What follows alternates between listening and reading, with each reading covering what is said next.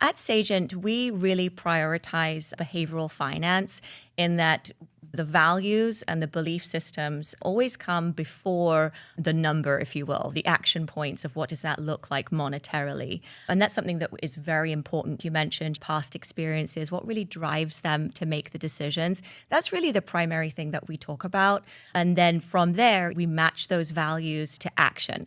So that's a really important, critical part of what we do. I'm curious to know how those values play out in your clinical experiences.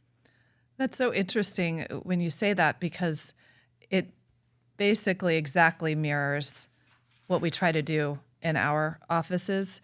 And it's really helping clients do values identification, really do some exploration and discover what their values are. That seems like a simple question. Oh, what are your values? But usually it takes a little bit of exploration to really get in touch with what our values are.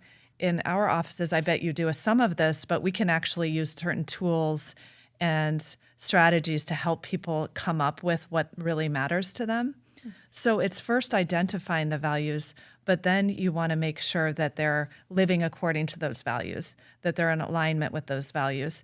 And then you can imagine when you have a couple in the room, you not only want each member of the couple to be in alignment with their values, but you're talking about two different sets of those values and how to align the values of the couple. Values can be anywhere from valuing education, valuing experiences, valuing politics, valuing health and wellness, and it can go on, but you can imagine that those two individuals that are in a couple really need to consider what those are and then make decisions about how to align their values and therefore make choices toward their future with finances.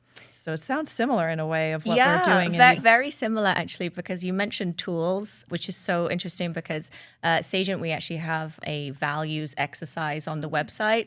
So definitely urge people to take a look and see what their values are. It's a fun little game, but certainly a very helpful tool. So yes, very much aligned there on that. So that's very interesting.